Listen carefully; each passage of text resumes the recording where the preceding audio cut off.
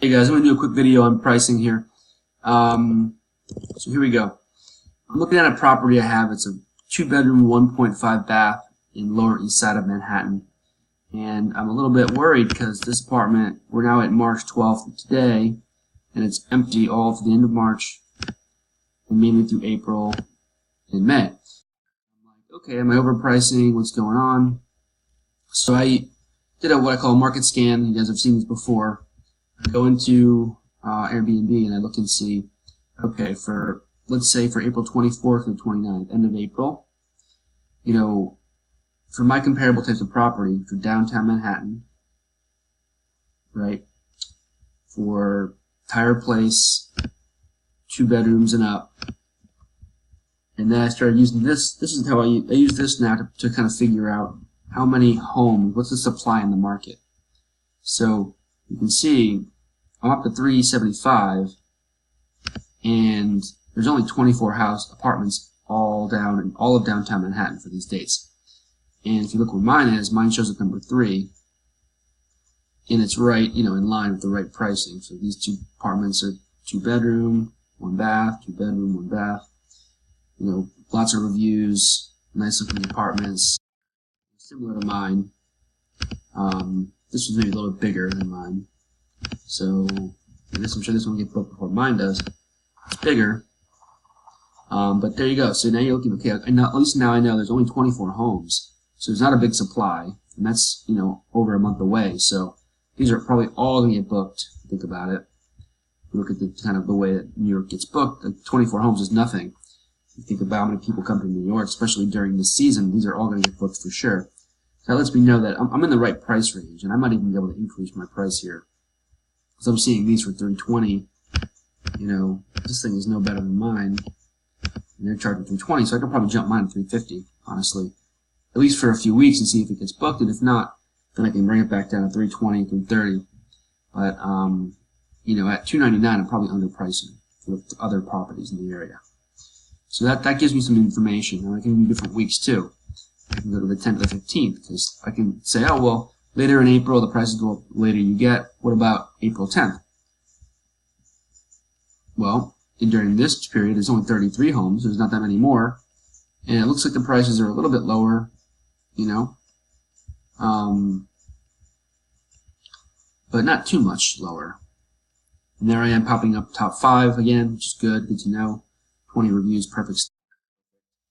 So I'm very competitive in this market, and at 267 I'm underpricing, I think.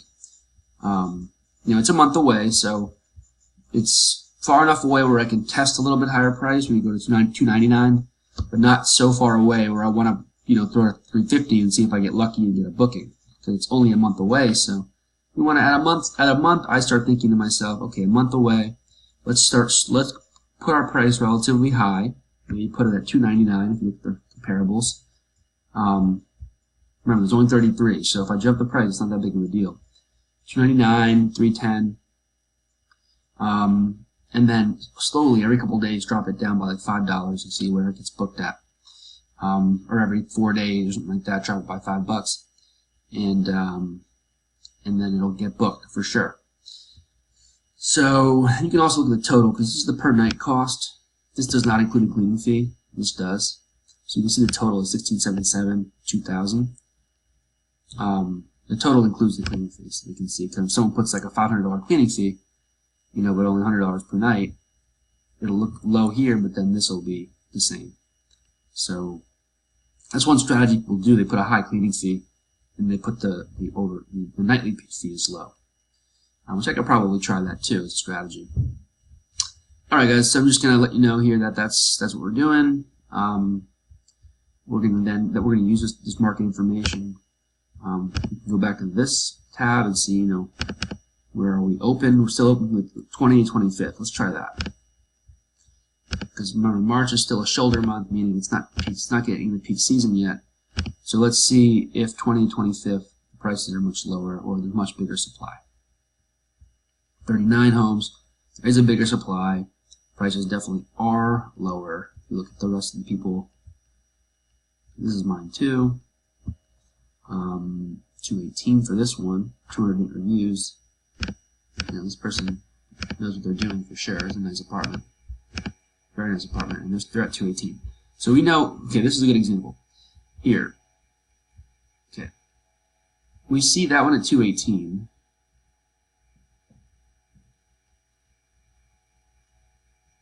Okay.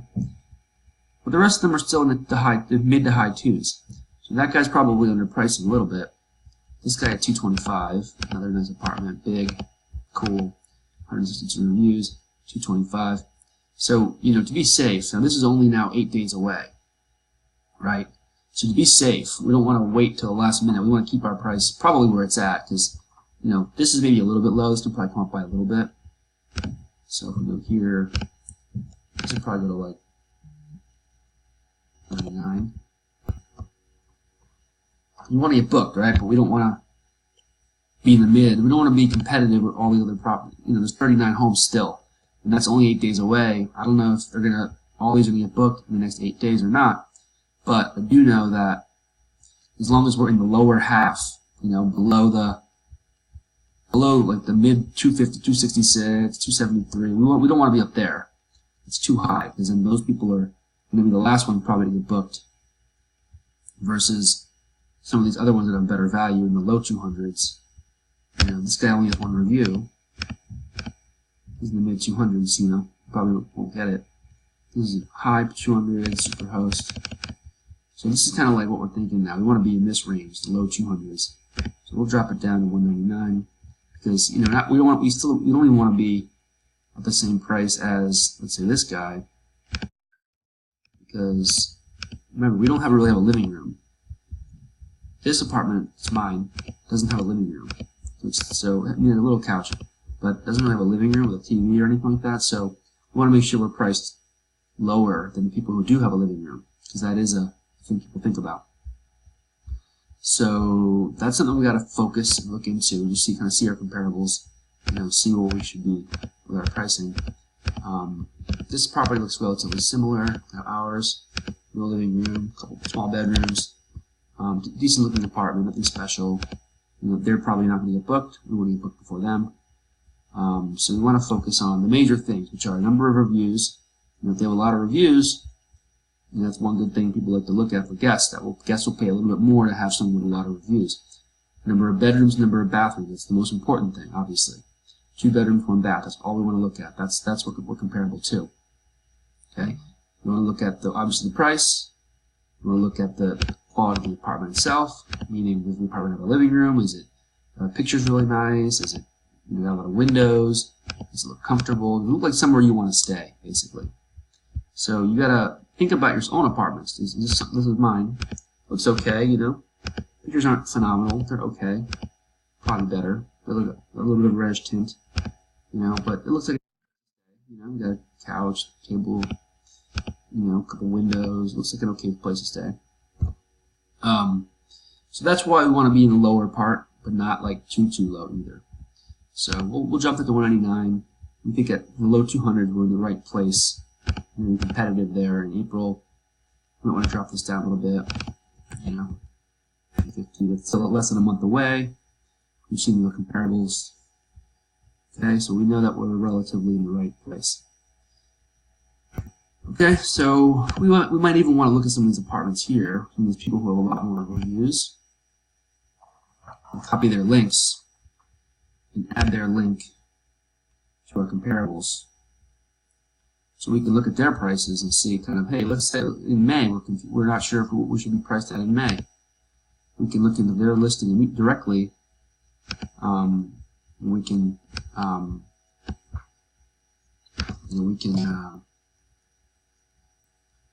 see how I have all the smaller 2 bedrooms grouped. These are all the smaller 2 bedrooms. So I try to create groups of the different similar types of properties. These are the studios, park. These are the 2 bedrooms with a living room in the East Village.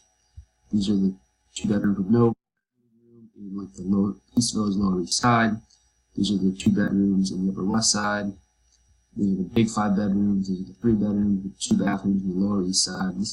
These links are the exact same building, so I know the person who has the other apartments, and that's the exact same building. So that's a perfect comparable, essentially. So you want to basically create groups of similar properties and then find comparables that are like them, and that way you can kind of spy on them and see what kind of prices that they're charging. And that'll allow you to get a kind of good sense of where the market is and where you should be pricing.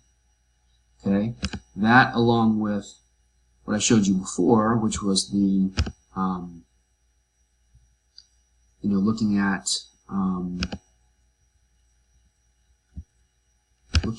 the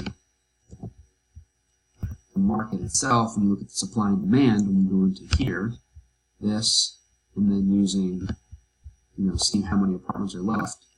That's going to give you a sense of, what the market looks like on a higher level, and then on an individual level, this will give you, okay, where are people pricing at, and how is that changing over each month. But people who have a lot of reviews shows that they've been around for a while, they understand the market, they're pricing correctly because they have experience. Those are good people to have in terms of comparable properties. Okay, so that's another another lesson on pricing. Again, these actually could be comparables to. I put them under 4 cycles with no living room.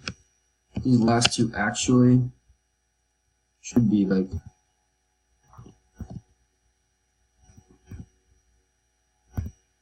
with that group, because that's the group that has living rooms. So we'll delete that. We'll put them up here. Okay.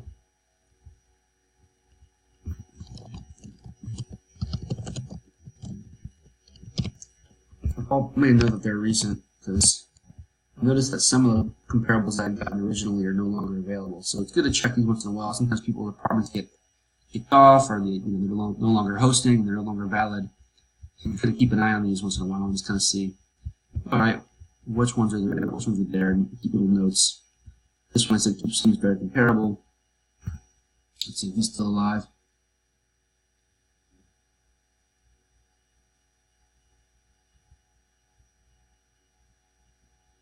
Seems like that link doesn't work anymore.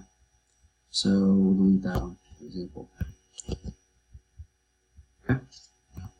There you go, guys. That's just a little quick idea as to how you look at the market. As you use these indicators to show, okay, like this apartment, for example, 66% of the days within the next 30 days are empty. So that to me is a signal. Okay, I better look at that because 30 days is coming up. There's still 66%. So that made me look into here. Then I went into here, and this is the same listing. And then I saw my pricing, and then I used that to understand, okay, where am I pricing? Am I pricing too high? Why am I not getting booked? Then I go into the Airbnb, and then I filter into some of the dates that I have open. So like some of the 20th to the 25th is open. So then I go to the overall as a guest, looking for like, hey, let's just say I'm a random guest looking for a place during those days. What days, if I filter on that, what is available? What the market look like in terms of the supply? Okay, so the supply is not huge, but it's not, there's still 39 places. You can also think about it like this. Okay, well, that's the lower part of Manhattan, but guests who are coming in might be indifferent between the lower part of Manhattan and the central part of Manhattan. So how many apartments are available in the central part of Manhattan? 29 or so. And you can even go further up. You get a sense of the entire market, the entire New York Manhattan market, which I think is kind of what's your comparable set. Like, you don't really want to start looking into Brooklyn and Queens and different parts of New York because it's not really directly comparable. Manhattan is definitely more desirable. So you want to start seeing what's there in Manhattan. As you can see, if you look around, you're starting to see like the same middle 200 pricing for a 2-bed, 1-bath, decent apartments. Mine's probably a little bit expensive. I could probably be in the low 200s, probably the right place to be. Given that I don't have a living room, then you can come up a little bit more. But once you get above 96th Street, like up here, you want to, then it's no longer comparable. The real comparables are only below 96th Street because that's kind of the nicer part of Manhattan. Unless, of course, you're looking at the apartments that are up here that I have, in which case you'd be looking at up here more as comparable set, as opposed to the apartment more downtown. Okay, so you're seeing similar numbers, 15 homes. So I'd say about, if you added up all those different segments of New York, you probably have about 100 apartments on the market, you know, for March 25th, meaning 100 apartments are available, you know, and if you look at, now let's filter lower. Let's look at the apartments that are going for less than 250. Okay, so that's what we're going to be priced at. 8 there, and go down. The problem is you can't just say Manhattan. You can try to do that, but then it'll also include pieces of Brooklyn. But it's okay.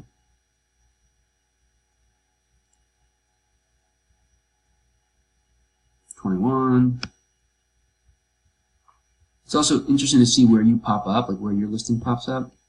See, mine usually pops up in the top because I'm constantly changing my prices, which puts you up, it moves you up in the rankings, and I have a good number of reviews, so I'm moving up in the rankings. So you see here, there's my number 4 at 208. See, the top 3 are all a little bit better than mine. I think the apartment's a little bit bigger, a little bit nicer, so I definitely want to be below them, but not too much, you know. So I'm popping up in the top, you know, 10, which is good, and I'm very competitive price-wise. So I think and there's my other one here, 188. So I think, you know, we definitely are in the right zone. We'll leave it here for a couple days, see if it gets booked. If it doesn't get booked by, like, let's say the 15th, now there's 5 days left. Now we're going to drop the price a bit more and make sure we get booked, because it's better to get booked at 150 than not getting booked at all. Alright guys, it's a long video, but that gives you a really good sense of how to look at pricing, how to use filters, how to look at specific areas, look at comparables, how to take links and put them into the comparables link, and just how to think about pricing in the market overall, and think about, you know, value, you know, what makes an apartment look better or worse than another one, things like windows, things like couches, things like, you know, televisions, having a nice comfortable place, a nice renovated apartment, you know, number of reviews is important. You know, we talked about the difference in the net new price and the overall price. This is actually the most important number, 1288, 1347. So there you go, guys. Now you have a sense of kind of how to look at the market as a whole, and then as you have information, then you can go back into here, and you can start making adjustments on your pricing, you know, so that you're more in line with the market. Okay. All right, guys. Thanks for watching, and we'll catch you in the next video. Have a good day. Well then, let me just finish it. So basically, once you change the prices, you're going to Price Lab, you're going to push sync now. Now, by the time you guys watch this video, we'll probably be using AirGMS, which is a different system, but you want to make sure the prices are saved. And then you know you're locked in, you're saved, and you're good. All right. Thanks, guys. See you next time. Bye.